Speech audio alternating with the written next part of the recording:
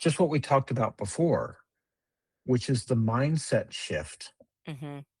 of not only the parents, but the kid as they're going from high school to college and college to working world, Mhm. right? Mhm. Because we just touched upon a lot of things about like it's very different getting them into college, Mhm. right? And it's very different than getting out of college, and it requires parental shifts on both parts, Yeah, it requires shifts on both the parent and the grad and the young adult, right, for to sure. make those mental shifts. Mhm. So I'm curious, what are you seeing about like what do parents need to do? I mean, because they're obviously invested in their kids and they want to get Mhm. them into college. Right. So what do they need what a mindset do they need to adopt to Mhm. do that, and then to make sure that they're having a successful college experience, because that first year can be pretty rough. So Yeah. I'd love to get your take on that.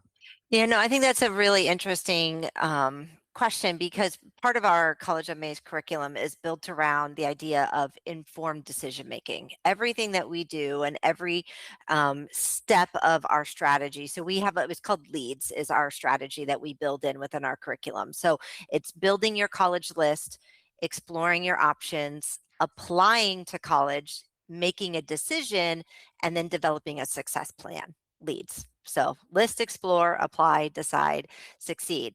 And throughout every step, we have something called the 6 keys of college fit.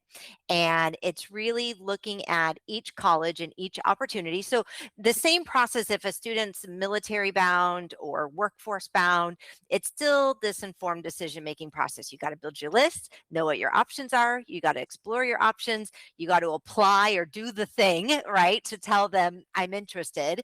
You have to take all that information and make a decision, and then you build a plan for success. So no matter, so families would be like, oh well, my kids, military, going to the Coast Guard. Same process. You're still going through this informed decision making. So at the core of it, a lot of times as counselors, we use the word, what's your college fit? What's your fit? And we that has a lot of emotionality to it. And usually what ends up happening is they layer on, where can I get in? What's the school name? And then, is it pretty? Does it have some of the things? Does it have like the sorority life and sort of those like personal attributes? What they're not looking for, and they should be, is really analyzing it from all these different lenses. So our 6 keys of college fit sort of expands it to academic match. So am I what I'm doing in high school, does it match with what the college is looking for in a student, right? So that could be test scores, GPA, all that stuff. Um, acceptance rates, things like that.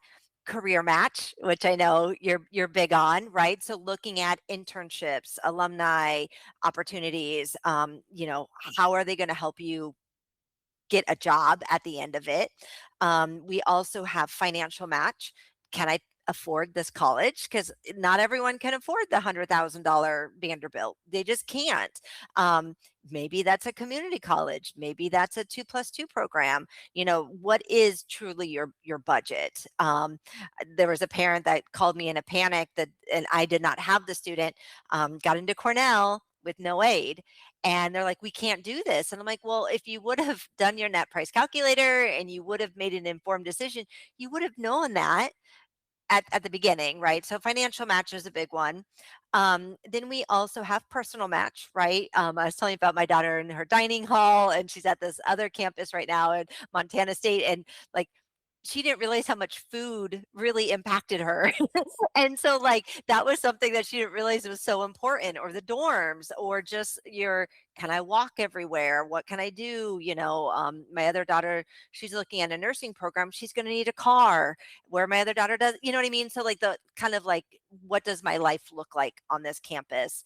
And then the other two that I don't think they do enough on is actual student outcomes. So look at graduation rates, look at persistence rates, look at retention rates, there's one metric called loan default rate. How many students have gone through this college and then defaulted on their loans, which means they took on too much debt and they can't afford it, or they're not getting high enough paying jobs to now pay off that loan. So that's a big one. So student outcomes are big. And then the last one is the student support metrics, right? So, like, think about if your kid has a 504 and IEP, how is that going to translate to college? What's that support look like? If they're not great at math, what does the math tutoring look like? What does the advising look like?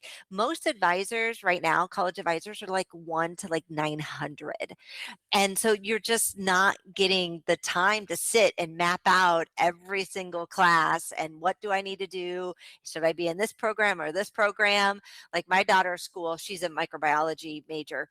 Microbiology is in two different departments. You can do it through the liberal arts or you could do it through like the agriculture and life science. So which one's better? I don't know. You have to talk to an advisor, but if you can't find out who your advisor is, that's a tough call, you know? Um, so what needs to happen is I think so many families, as they are making these decisions, are only looking at one or two lenses. They're not looking at this whole picture and really assessing, is this school best for me and where I'm at and I'm going to be successful in. And so, I love it when a student goes through the whole process and they said, you know what, my local university, it meets all of those six needs. This is where I want to go. And I said, that's an informed decision, right? Because you've looked at everything and made the best decision so you're not just a statistic that drops out. And I think just too many families are just throwing out applications, and just because you got it admitted doesn't mean it's the best school for you, right? It might not have your major, it might not have the flexibility you need, or it might not have some of those success support systems, right, that you need, especially if you're first generation or low income. So I do think that from the get-go, we need to have deeper and more strategic framed conversations about what college looks like and what that student needs. So I'll take a breath. That was a lot of information. Oh, it's all good. And I think that I think what I see is like I do see people going to schools and then like getting disillusioned by them really quick and being like, oh, this was a Yeah. bad choice. Yeah. And that's a scary place to be Hmm. because, you know, it's hard enough to being in the freshman year. And I hope we can't hear my dogs talking too much. No. Um, but but but it's really hard for transition into that freshman year is hard enough, Hmm. you know, and and then they get there and they realize, oh man, I did not think about that. You Yeah. know, like like my daughter when she was looking at schools, she had good GPAs, she got Hmm. into places, and it was like she went there on college visits and she's like, these are not my people, Hmm. right? Hmm. And then Hmm. she found the college and she was like, these are my people, Hmm. right? Hmm. She could interact with them, and it's really hard even on those college tours to get a good feel of that because they're Hmm. giving you the commercial, Yeah. Yeah, they're right? They're giving trained. you I the mean, they're they're trained, and I the, mean, you've been on them. I took my youngest daughter to one a few weeks ago, and not a single person asked a question to the student. And so, of course, I'm going to ask questions like, "Tell me about your student experience. Tell me." She talked about switching majors. Why? How did that process go for you? And everyone's just standing there, being, like they're not participating in this opportunity to like talk to the admissions and talk to these students. But yeah, it's a curated experience for these families, right? It's a peppy, usually good looking kid, right? And they're like, got that energy about them and they're super passionate. And, that's not the day to day typically, right? And so, and then, one of my co-authors, Dr. LePan, he always wanted to do a study on your perception of the school depending on the weather. So, like, if you did a school visit and it was raining or it was snowy or it was gray and slushy, how did you feel about the school? Simply on the weather. Or if it's, I live in Southwest Florida, so all sunshine and palm trees, right? Like, Right, but they may not talk about, like, the heat index The is heat really index, bad, yeah. right? It's really bad, but, yeah, I mean, they put on a great commercial, Yeah. and I'm not saying that the schools aren't doing that thing that they're promising, but it's not for Mm-mm. not everyone has that experience. I know a lot of, my daughter left school because she Mhm. wanted to pursue working with dogs. She knows a lot of kids in there who are just doing it because their parents want them to, Mhm. Mhm. and they don't like it. They don't want to be there. They're burnt out. Maybe it was a bad match.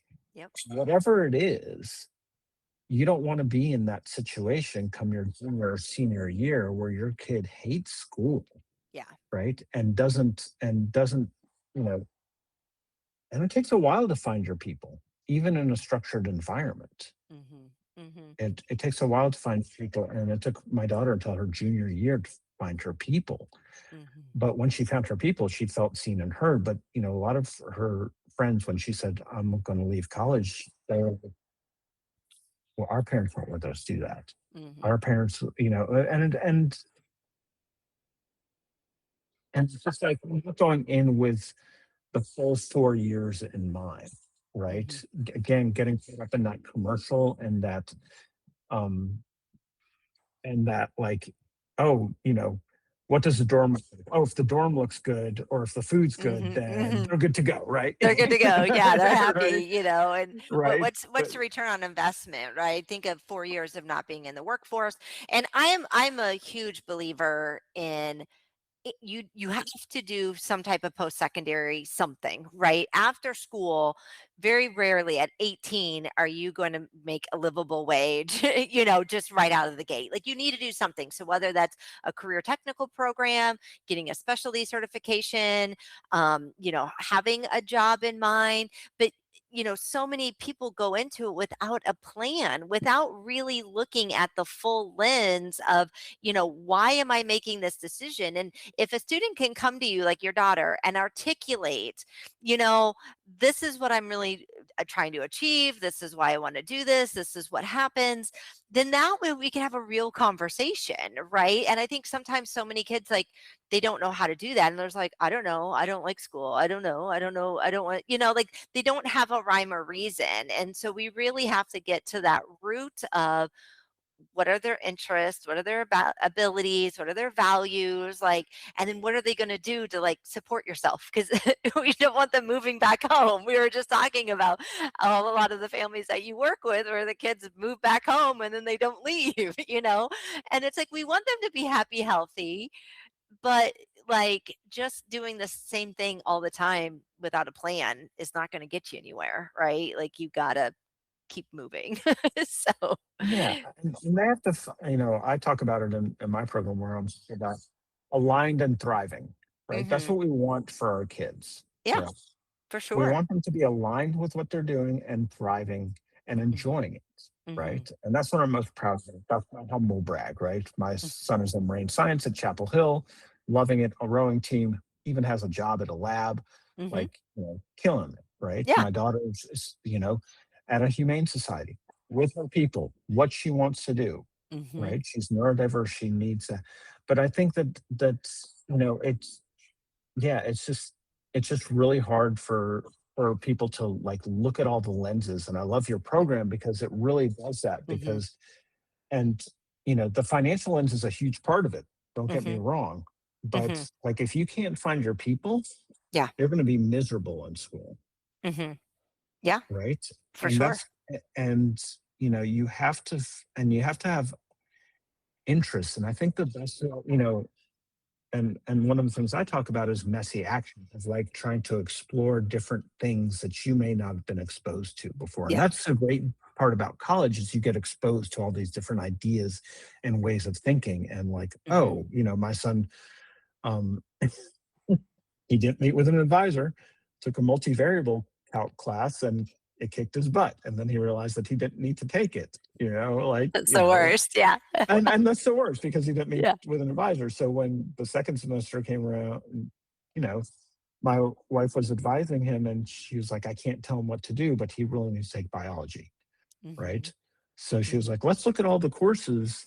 that you Mm-hmm. need to take given where you want to go. Oh, look, biology, right? Mm-hmm. So it's, but you're doing the part in front of that, Yeah, right? and But you hopefully, yeah, they can make it when they choose a college, they're more successful because they're understanding what they need to do once they get there, right? right. And so, Yeah. like my son, why he's marine science microbiology, he's figured that out, which is Mhm. great that he's aligned with Mhm. that. But he still had those stumbling blocks of Mhm. like the freshman year of like picking the wrong courses and stuff like that. And so Mhm. I think to your point, yeah, you really have to understand like, and the plans may change. That's Mhm. fine. But when you're getting into college, you have to have a plan for at least that first year Yeah. Yeah. of what you're going to do. And to your point, like meeting with academic advisors is so, so important. But I Mhm. also think the best thing we can do as parents is just to raise their self-esteem, Mhm. right? Mhm. And to encourage them to try different things. We Mhm. we kind of have this mindset when they're younger, Mhm. right? Of like, oh, explore all the sports and stuff like that, right? Try baseball, football, basketball, whatever, right? But we don't do that when they get older. And I think Mhm. that we need to, yes, it's narrowing, but there's still an opportunity, like he's taking a Russian literature class Yeah. and he thought it was fun, Yeah. right? Mhm. And so he was just exploring that and, Mhm. and he could afford the credits. So it was like, that's, again, we want them to explore their horizons and being like, oh, I heard talk to one of my friends and he's like, his son thought he wanted to be in accounting, took an accounting course, quickly dismissed that. That's one of those Right? courses that was me too. I'm like, "Oh, I'll be a finance major," and I took Yeah, accounting, yeah, and I'm like, "I hate this yeah, I so know, I much." know. Exactly, exactly, exactly. Same, Yeah, same. I actually was a finance major. Not that I Yeah, did anything yeah, with it, but it's just because I found a teacher that I liked. yeah, And I hated accounting, but I liked finance. So it's just yeah. like it's also about like looking at the teachers too, and Mhm. that's should be part of the informed decision making too, because like 100%. Yeah. And what's your because access to them? Because some of these schools, if you go to a large, say, UNC, or you go to a Clemson, or you go to, a big University of Georgia, University of Central Florida, I mean, they have over like 85, 90,000 students. Like, so some of these classes, they are 300. And I know, my daughter's up at UF, University of Florida, and it was organic chem, and she's like, oh great, she had done dual enrollment, it was on a small community college, she knew all the professors, like she could go in and talk to them, and she's like, okay, I'm going to go to office hours, I know what I need to do. And she's like, "Mom," she's like, "it was chaos. There were so many kids in this tiny little office that the lady was running it like a military. Like, you got one question, go, go, go." And like she's like, and it could because there was just so many kids trying to get help for this class because it's one of those gateway courses, And she's like, there were 300 kids in this class, and so when you have just a few office hours a week, she's like, I was not getting help. And so she found a program that other students, if you take the class, they kind of create like a study curriculum that you could buy to help you study, for these classes. And she's like, that saved me, So luckily she could tap into other resources. So what she knew and what she had been taught didn't work in that situation. So she had to she's like, and it caused huge anxiety and she had to pivot and and so we have to teach, like you were saying, the kids to navigate. Hey, you can't just when your kids in Russian literature and you hit a wall, you can't just stop. He's in multivariable calculus. You got to keep going, And so how are you going to make that pivot?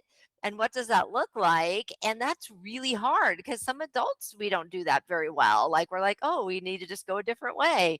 One of my favorite sayings, and I've used this like in all my 25 years of doing counseling, is there's many paths to one summit. Right. And I think about when you scale a mountain, and, I know you're up in North Carolina, you maybe go hiking and stuff like that. So sometimes there's a nice, well worn path that's nice and paved, or, at least wide, and it's, beautiful vistas. Others like to go up the steep slope and they're like belaying and they're like on ropes and they're scaling the wall. And whatever path it is, it doesn't matter, but you got to get to the top. And once you're at the top, it's the same view, whether you went meandered or if you scaled the wall and went straight up, right? And so, I tell kids sometimes you get tired and you got to go take the path. You got to get off for a little bit, rest your arms, and then you can go scale, but you got to be okay with just taking different paths at different times as long as you keep that goal setting that you're getting to the top, right? And looking out over that view. But you have to listen to yourself You and do, what yeah, you have to, and what you're capable of, for sure. one of the things that I warned my son about is he got into University of Delaware, right? Mm, And he got into the mhm, honors program, right? And I said, that's great, but you're going to be in the honors program. You're going to be at the top of the heap. mhm, Okay. He's at Carolina. He is not the top of the heap. mhm, Right. And he's around people who are smarter than him, mhm, right? Who are more disciplined than him. mhm. One of the guys that he talked to, he's like, I have my schedule down to a half hour, Mm, right? yeah, yeah. And so now some people are built for that. Mhm, Some people can do that, right? But to your point, you don't really know until you're on the path, and then you mhm, have to like, oh, I have to recalibrate now. mhm, It's mhm, like, wait, it's recalibrating direction, right? Like mhm, mhm. you have to be like, oh, this is not working out, or this is not what I thought it would be. And you have to have that. And it's very hard at that age to have that flexibility of mindset of Right. just like, because school is taught, school and jobs and everything that we've gone through is taught perfection. We have to Mhm, get it perfect, mhm, right? And we have to go down the right this path, like the only to your point, like only the mhm, tried and true path, mhm. right? But to your point, there's many different paths to get Yeah, there, yeah. right? And it also depends on the kid, right? Mhm. Because some things may not resonate. This tried and true path may not resonate, but if they go around or if they use a climbing wall or whatever it is, Yeah, they may find a different path and they may find new things that they're so it's really hard at that age to have that flexibility of mindset, but it's also really hard as a parent to have that flexibility of mindset, yeah, right? Of just like you're because we all want to go to the dinner party and say, yeah, my kid's awesome, right? He's getting, he's killing it. He's on 4.5 average, like yeah. all the things in college, right? And we don't want to be the parent who they're like, yeah, he's really smart, But the truth of it is that if they don't have a plan going in, they're probably going to struggle even more, Right. right? Mhm. If they don't something like your program, like we sat down, we didn't have it. I didn't know about you. I should have I would have loved to. But like we sat down with my son and said, if you go to University of San Diego, it's going to cost you $90,000. Mhm. Right? Do you really want to do that as opposed to 13 at Carolina? Yeah, Right. yeah, Now, the obviously, we're ROI. biased for yeah, and we're kind of biased because we're in Raleigh, Chapel Hill's not far, so yeah, we're biased. But he had to look at that and see like, Mhm, oh, I could go to University of Delaware, University of San Diego, or I could go to Chapel Hill. Where's the most bang for my buck, and where will I find the best people in it, and mhm. where I can learn the most too, Right. and so looking at all these opportunities, that's what I think those schools would have been fine. Mhm, But University of Delaware, if you're at the top of the heap, then it's not really you don't have anywhere to learn, right? mhm, mhm, But then I see also people, and this was my college experience, is I went to UNCG for a year. mhm, I didn't like that. I went to NC State for the next four. I was on the 5-year plan. Didn't have a plan, right? But like I got lost at NC State. It's mhm, too big. mhm, mhm, Right? I should have gone to Guilford. mhm, mhm. That's what I should have done. Right, much easier. And knowing Go thyself, and I think it's important to and you mentioned it about the parents. And so part of when we have families look at the 6 keys of college fit, we want students to rate each of the keys based on their interest and sort of what they're looking at. And then we have the parents do the exact same activity, right? And then the idea is, and we have this fun little, it's a little free card sort, and they go in and they just take the 6 keys and it shows them what's the most important to them. And then, we always say you should always look at all keys, right? You should never like completely dismiss something, but there are times that there's some non-negotiables and you need to work around, right? And so, I love when the parents do it and they have to realize where your lens as a parent and your biases come in and how does that affect the student going through the process. And if we, like, you talked about your daughter's friends, if we're pushing on them, this is our expectations, but yet that's not congruent with who they are, we're not going to raise happy, healthy children, right? And so we need to have these conversations and understand how are we approaching it. So when my daughter was going through the process, I actually had one of my counseling friends help her because I had to step away and I just wanted to be mom. I didn't want to be the counselor. You know what I mean? I didn't want to be the advisor. I just wanted to be mom and support her and say, "Hey, these are some of our parameters. This is how you should go through the process, but let somebody else let you be you and create your own sort of application and your own process," because I wanted her to come and feel ownership of it instead of me just nagging, right? Like, do this, do this, do this. And I'm sure you get a lot of parents that you work with that it's like, okay, maybe less nagging, more planning and more like reframing, we have to do it at all ages, right? Yeah, and I love that. I think that having the parents do it, because Hmm. what Yeah. I'm finding on my end when they're trying to, launch, right? Hmm. When you're trying to get the kid to launch, the parents have this expectation, Hmm. right? Yeah. Of they're trying to, I've supported them all this time, you know, and they've had enough life experience to figure out exactly what they want to do at this moment, Hmm. right? And they're not going through the process of, like, they have their own generational trauma, right? They Hmm. have their own paths that they were taught, Yeah. right? And I am trying to tell them, like, you have to, like, when you're going through this high school, college launching phase, you kind of have to decrease the amount of advice that you're giving. Mm. Mhm. And that's very hard to do, right? Mhm. Because for 18 years, we're told, like, give them advice, don't to, don't take snacks from strangers, whatever, don't, you know, don't do this, don't do that, right? Don't touch the stove when it's hot, right? So we've been advising them. So we still feel like that's our role, but it kind of morphs and changes. And it depends on the kid too. Like, Mhm. my son and daughter couldn't be more different, Mhm. right? So so for my daughter, I may need to, like, you know, encourage her more. For my son, I don't need to do that. Mhm. But in terms of advice giving, they don't like to hear it from their parents. No. They will hear it from their friends. They would rather hear it from a college counselor. Is it from us? Right, right. Right, It's right. very They'd different. hit, Yeah. yeah, it starts to get to that point. And so what I do is I try to tell the parents of, like, you have to see and hear them, Mhm. right? And so As they have adults, I to. mean, as adults, that's the hard kinda when my daughter came home for the first Christmas after, being away for 6 months, right? And that was the conversation we had that I'm like, I have to step back and I have to treat you like an adult. I have to, put away the advice. Like, are you sure you want to eat that? Are you sure you want to do this? You want to do that? Like, it's part of your nature. And I'm like, if I continue this path, she's not going to have the autonomy or want to talk to me when a situation arises. And so when she does need advice, she's not going to turn to me because all I do is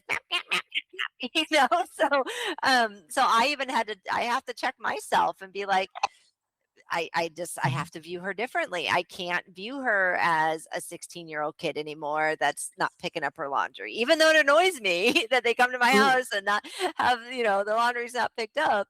Like I could see where she was only home for a little bit before she went out to this research opportunity. And we could see where she went in the house because there was like glasses and water bottles like along the path. And I'm like, where are all of our cups? And they're just like everywhere. Like, I you've been love here 12 hours. Like, right. It's just really, like but then I'm how. like, like pick Yeah, up your and you have phone. to have these conversations like, okay, our relationship's changing, It's changing. right? Yeah. Right? It's changing. Like we had to have those contribution conversation with my son. He's back home between semesters, Yep. and I was like, you have to do your laundry. You should not be asking me what's for breakfast or for lunch, right? Maybe Yep. dinners at the most, Maybe. Hmm. but and you don't y- you just I don't need to tell you when the recycling is full. You should do that, right? You Hmm. should do that. You should take care of the dogs more. I shouldn't have to ask you these things. And Hmm. he was kind of like, he's he's kind of like, oh, okay. He got it. He was, that's about as receptive as you're going to get at that Yeah. age. But Yeah. it's just like the relationship has to change now, and Hmm. I can't give him the advice stuff like it Hmm. feels like pressure and judgment. And Hmm. especially when they graduate from college, then I think it magnifies at that point because the advice part, like, really gets in the way Hmm. of establishing a connection with your kid. And, Hmm. and it's so interesting to me that our societal timelines are, you know, you go to college, you get a job, you get married, you have children. Like these are all like at this age, and we talked about it before the call of just like, Hmm. as your parents got married very young, and We got married that, young. yeah, Yeah. Yeah. yeah, and it's not the way life is viewed anymore. Hmm. But to have these societal markers, and like especially after you've invested so much in college, and if you hadn't had a good college experience or haven't had the kind of that intentionality going in with your Hmm. program, right? Right. Then they may come out and they may want to do something different. A lot of people don't do their college degrees, Hmm. anyway, but they have to think. But you know, what I'm trying to encourage parents to do is encourage, like, let's give them 4 years of messy action, Hmm. right? And that's may not be ideal depending on, but let them, guide themselves, for a period of time. And not that you can't give advice, you can, Hmm. right? But you have to say, here's my unsolicited advice. here's here's what I think, and but allow this, and that's what I'm trying to do with college and college grads and the parents, is like guide them through this messy action part, right? Hmm. Uh, and how to look at their kids differently. They're capable. And if you view them as lazy because they're sitting around playing video games, I say they're not lazy, they're just misaligned, Hmm. right? And so instead of the least generous interpretation of them playing video games, what would be the best interpretation Hmm. of them doing video games, right? It's more, it's give them, I hate this expression, but it's give them enough rope to hang themselves. Give them Hmm. enough. I hate that expression because Right. it's Yeah. very morbid, but let them make mistakes. That's my Hmm. point, Hmm. right? Let them make mistakes and follow their path. Now you can still guide them and you can still have intentionality, Hmm. right? But they have to do a lot of reflecting to be like, what kind of life do I ultimately want to achieve, right? What Hmm. are my, like, what would my future self be proud of? All of those things have to come into play for them to figure out the next phase. And I feel like with your program, if they had that same Early program on. like Yeah. early Right. on, then they're like, oh, this is the Oh, lens that this yes. is because you're still more prone to receive advice at 18 than you are at 22, Yeah. right? But if they saw a process early on, right, Hmm. where they did these things and looked at the options in the way that you're talking about and made decisions like that, right, then they can apply that same framework, Over and over again. It, Yeah, it's over. a lifelong framework. I mean, really, I mean, whenever if you think about, you talked about your son going to graduate school, it's the same process. If you think about going back to school and getting a new certificate because you want to upskill within your job. I mean, there's so many opportunities where you just have to like sit down and really analyze what does that next step look like, and is it financially beneficial? What do I do? And we're not really teaching a decision making process at all. And I think that's such the critical missing piece for families. And that you're absolutely right. If you can do it earlier on while they're in high school and they're a little more flexible and that they're going to listen to you and you can have that process, um, it's going to pay dividends later on because now they're asking more questions as they go through the process, right? And have more ownership, I think, of that process too. Because at the end of the day, we want them to be, you know, self-sustaining adults, right? That they are doing the things that they need to do and can be happy and thriving. I know that's one of your words you use is thriving and doing well. And so funny story. I think I told you the story when we were chit chatting last time. So I was standing in a line waiting for a lunch at like this chamber event, and this mom, we're just chit chatting because we're waiting in line. And she goes, and whenever I tell people what I do, they're like, "Oh, I wish I would have had you like 4 years ago, right?" And I'm like, "Oh, okay." And so I'm like, "Well, what does your son do now?" And he's like, "Oh, well, he's working at an ice cream shop." And I'm like, "Okay, interesting, fine." She's like, "Well, he moved up, he has a degree in marketing advertising from UCF, and he followed some friends up to Virginia, and he's living with a bunch of buddies, and he's working at an ice cream shop, and he doesn't know what to do with his life. He's 22." And I'm like, "Okay." And I said, "Well," he's like, "he's applied, he can't get a job."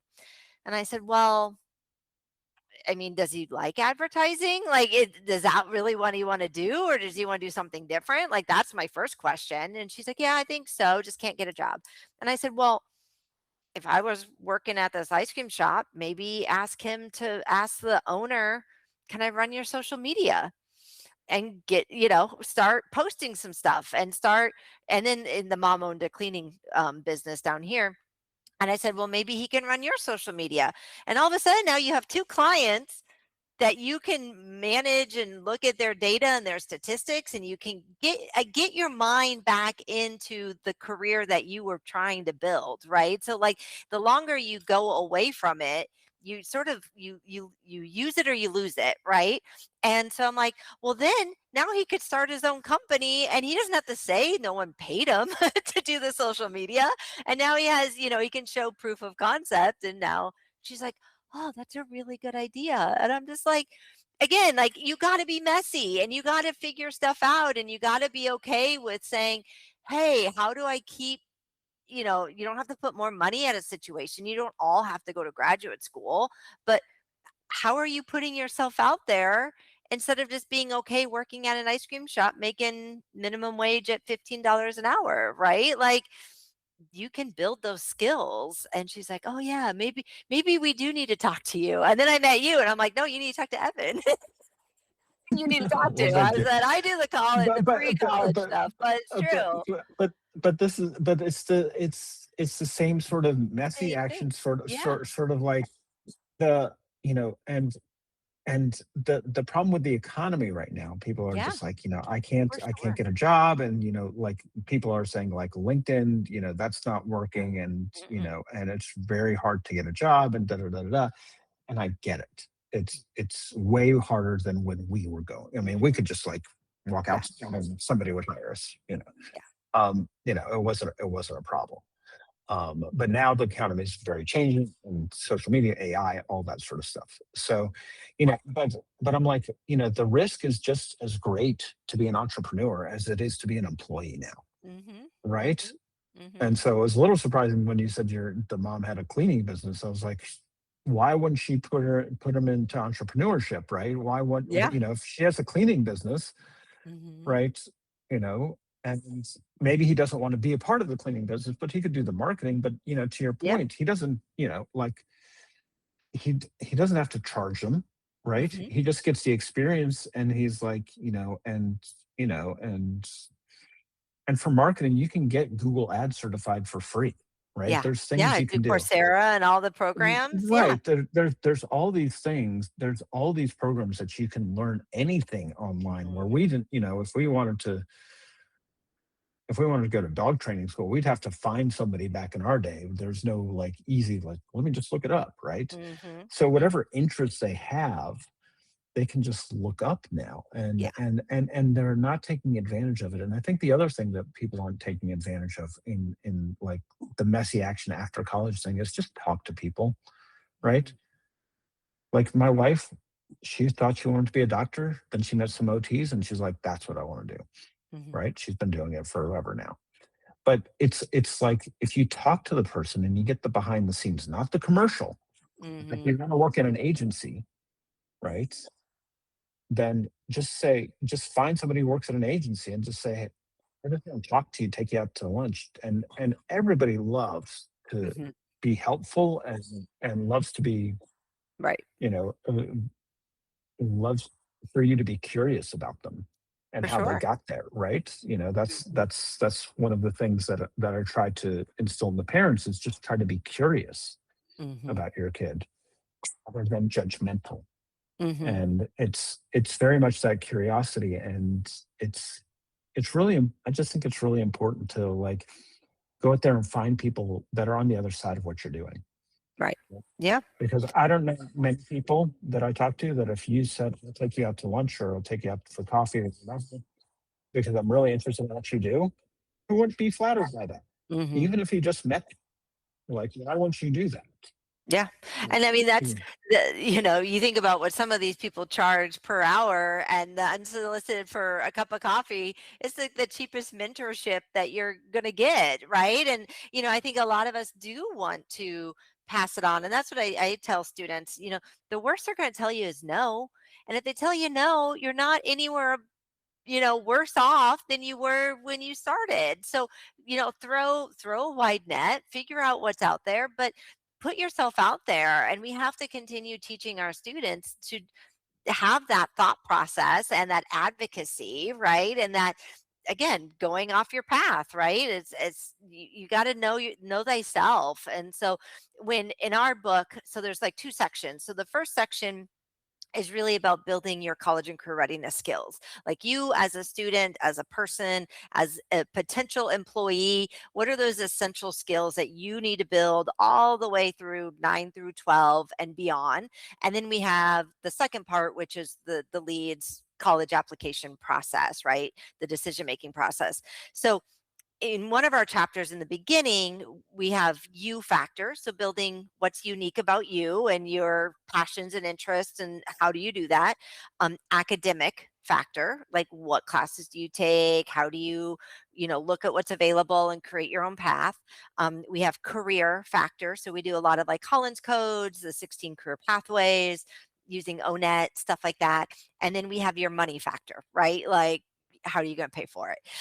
In the career factor, the thing that we teach is there's two bubbles, and think of a Venn diagram, right? So the first half is knowing yourself, know your interest, your abilities, and your values, right? Those are the three main things when you're looking at what type of career could I want to do, right?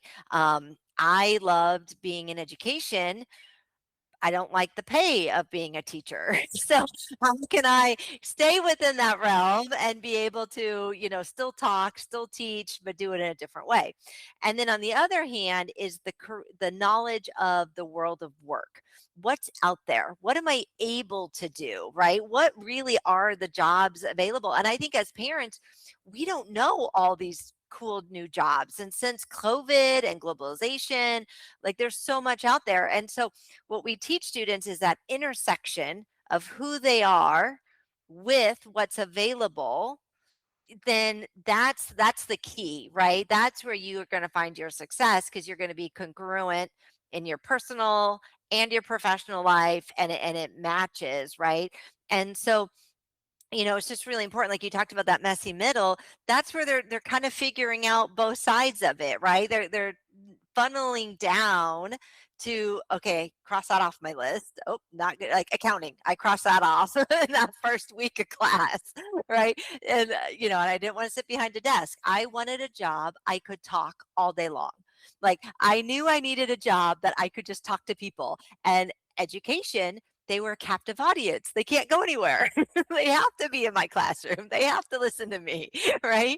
And so that was one of my decision making processes. But that intersection is so important. And I think again, every time we shift and change, no matter if you're 16, 22, 38, it's that same process that you have to do that we teach hopefully you as like a ninth and 10th grader, right? It's the same. It doesn't change all that much, right?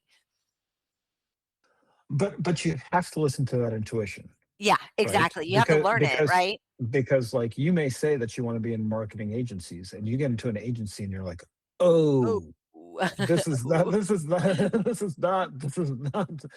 these are not the droids I'm looking for, right? Yeah, It's like it's a completely different right. thing. And you have to be okay with like that's not people think, oh, that's a failure. I'm like, that's a learning. It's a learning That's opportunity. it's Yeah. a learning opportunity. You Mhm. learned what you did not like, Yeah.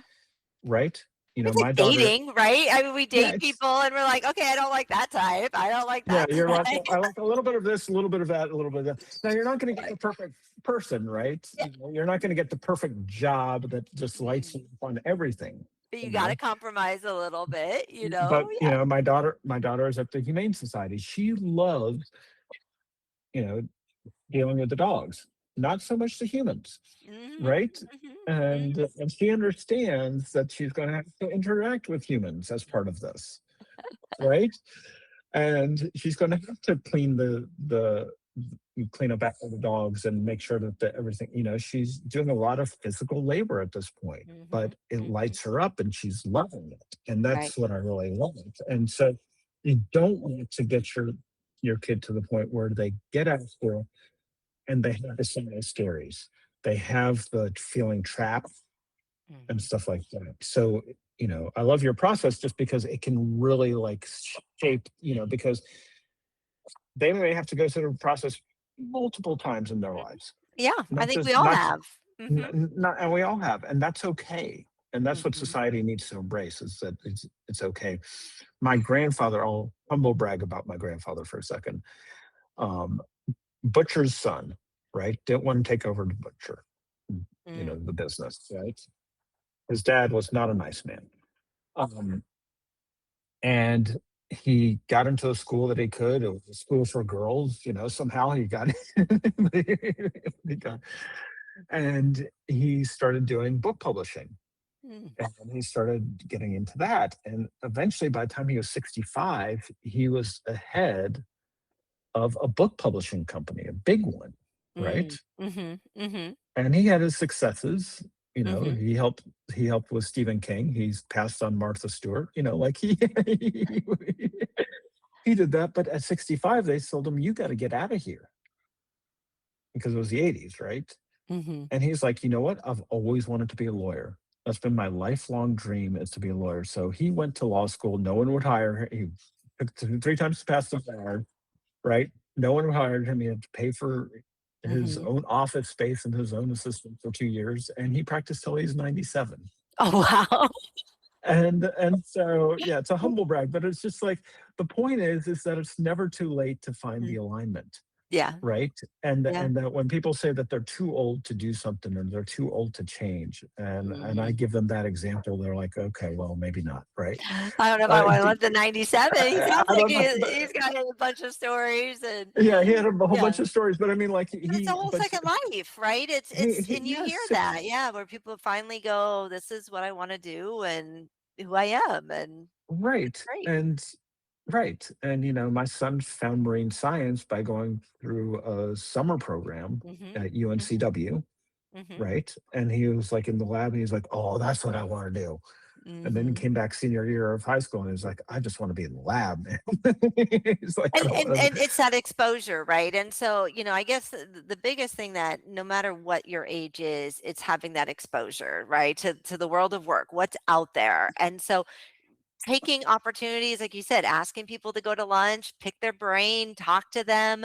I just was talking with a rising senior, and he's talking about finance. I said, hey, I have some friends that are in the finance business. I'll connect you, and maybe go shadow, go ask some questions, just go be curious, talk about how they went through the process and how they ended up where they were, because that's going to help you figure out which path, which school.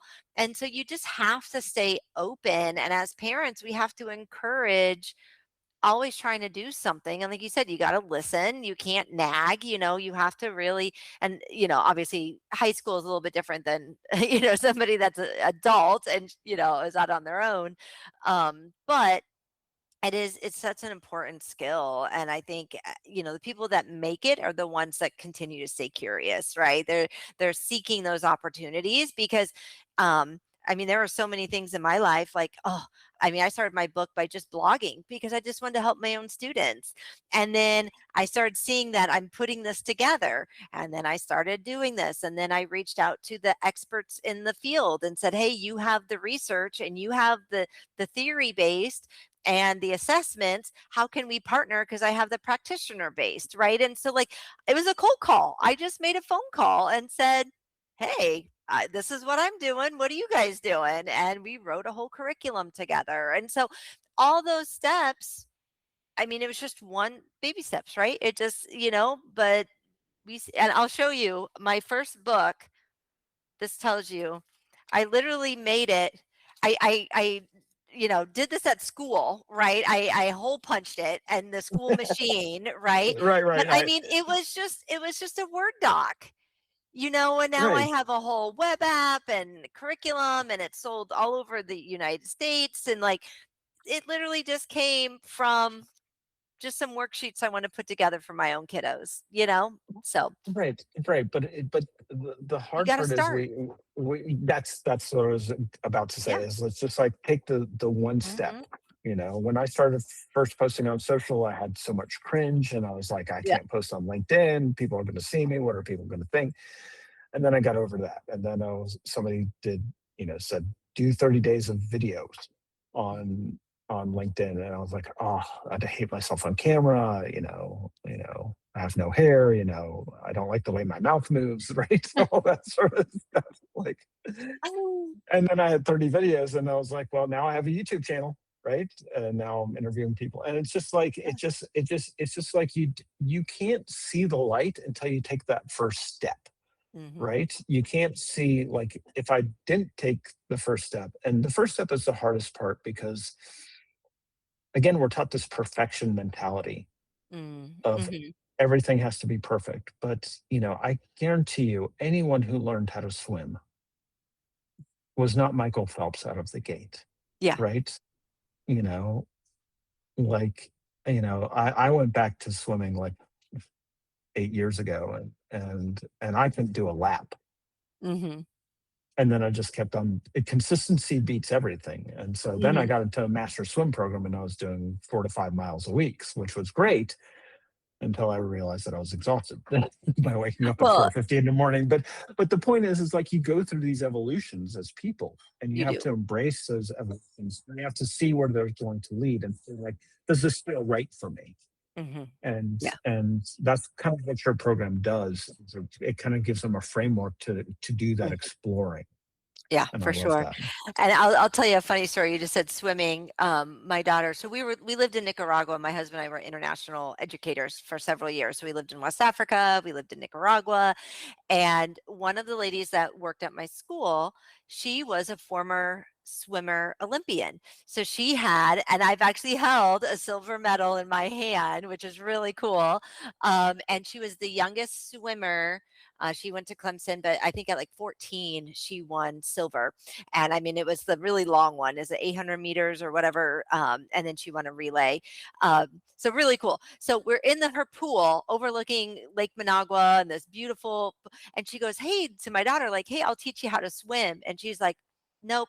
Like, I don't think you can do it. And she's like, I'm an Olympian swimmer. And she's like, my daughter's like, no, like adamant, like, I am not going to learn to swim from you. I'm like, you have an Olympic swimmer. Like, we're holding her medal in our hand. And, so sometimes she ended up not. She did not want to learn to swim from her. I don't know why. She wasn't ready. And, she ended up learning to swim later on. But it also, there are people in our lives that sometimes say, hey, I can help you. I can be your Olympic swimmer and teach you how to do this. It would be a lot easier and a much cooler story. And she would have been able to swim for a lot longer than if she wanted to learn it on her own. She just wanted to kind of hack at it. I'm like, swimming's not one that you just kind of hack at. Like, you need like to know how to not sink to the bottom. And but I think a lot of times in life we do that, right? Like, these people come that say, hey, I could teach you, I can help you, I can be your guide and do this. And you're like, oh no, I'll just do it on my own and just sink to the bottom. Yeah, You I'll just drown on my own. Thanks for throwing me the life preserver, but I'm just going to go over here, and swim with the sharks, right? Like but to your it's point, I mean, there are times when families and like we have to step outside and be like, hey, this really is the best person, or you're going to be keep sinking to the bottom. Like, you're not going to figure out how to swim. right, right. But can I just piggyback on? I mean, Yeah. I love that story because it's so true. But also it reminds me of something else. Is that um, so I don't know if I told you this before, but as a kid, I lived in Colombia and Peru. Okay. Okay. Okay. Cool. So you know, third and fourth, I was 0 to 2, third and fourth grades, and the eighth and ninth grade. So Hmm. I had this international experience, and that's the other thing that we don't do as Americans, Yeah. right? Is and my father traveled all over the world, lived in Kenya for 10 years, right? But we don't ever consider that a possibility of, Hmm. of what people can do with their lives, and getting a different perspective on things. And sometimes that's the part of the messy action that you have to do. Do you know Hmm. what I mean? Like, you can go live in Spain, Hmm. right, at 22, that's fine, Yeah. right? It's probably more affordable than the US. For sure. For sure. Yeah. But it's again like, getting into those I think, and Being you've heard this phrase. uncomfortable, like, you gotta work Yeah. for being uncomfortable at times, right? And I think if you create this little bubble all the time, like, you're not gonna grow. Growth doesn't happen when, everything's just the same. Growth Mhm. happens when you have to go through the messy middle, right? And then get through Right, it. right. Yeah. And growing, yeah, nobody ever grew through a comfortable situation, Right. For sure. right? They grew through an uncomfortable situation. Mhm. But what I love about what you do is again, you're doing two things, right? Because I feel like when people feel seen and heard, they grow. And if I Mhm. had a bumper sticker or if I had a billboard, that's what I would put on it. Mhm. When people feels, and then like less judgment, less comparison equals a happier life. Those are the two bumper stickers. But I like them. 'Em. I'll put them on my uh, car. excellent, excellent. But the point is you know the um when people feel seen and heard, Mhm. right? When you see your kid as not that 8-year-old anymore, and Mhm. as a 16-year-old and an 18-year-old, and they've changed, and you've seen them like, I've seen my daughter from like, hiding behind a tree in kindergarten because she was afraid of being in a performance, right, Mhm. in front of all Mhm. these people, to having her bat mitzvah at 13 and doing it in front of a whole bunch of, you see Yeah. those growth. And so when you acknowledge your kids about how much they've grown, but you have to make them feel seen and heard Mhm. at every age. Mhm. But also as parents, we need to feel seen and heard. And I think Mhm. that because we're not going to grow. So I love what you do because you're taking the kid and the adult and you're making them feel the same thing. So Go they're with it. both Yeah. feeling seen and heard right now Yeah. because they're right. They're both feeling seen and heard in that moment by taking those assessments because I was Yeah. like looking at like, okay, this is the way I'm perceiving the world. This is the way you're perceiving the world. And Hmm. oh wow, I didn't realize that. I thought our Venn diagrams are completely Yeah. overlapped and like Yeah. this, They're right? not. They're not. Yeah. And they're not. And so I think that it's just such important work that you do, that in terms of like getting that lens of Hmm. making everybody feel seen and heard, and also looking at the lens of what's actually available, right? Hmm. Because AI is going to change a lot of jobs, Hmm. Hmm. right? Customer service may not be the best field to go into right now. No. Right? just saying, right? And it's just, yeah. So, Yeah, no, um, I think all of it is fair, and I think, part of it is really for, I mean, any kind of parent, student thinking of listening and watching this, um, sometimes we don't know what we don't know, right? And so I think so many times when we listen to these things and we engage with the people that do know, and I've spent my life, literally 25 years, like crafting this, thinking about this, analyzing this, working with students and seeing what works, what doesn't work, what questions, and like understanding if you want to get here, these are the things that you got to do along the way. And a lot of times parents just see this end point. They don't see the step by the step, right? And so, when you hear this, like think about, like, sometimes you need to have other people be the guide for a while. You need to hire the Olympian, to come in and say, hey, this is how we do it right. So you don't keep drowning at the bottom of the pool, you know? So, because I think sometimes we get so stuck and regimented, and, so many parents think, oh, I went to college, so I can help my kid through it. 25 years ago, I completed one application. I'm from Iowa. We had 3 state universities. My brother went to one, so I can't go there because I can't see my brother on campus. The other one was only 30 minutes from my house, which my mom is not stopping by. So that left the third university. I put in one application. I took the ACT one time, done. Like, and it was done, paper, and done. it was paper, Yeah, yeah, right? yeah, yeah, Yeah, yeah, it was paper.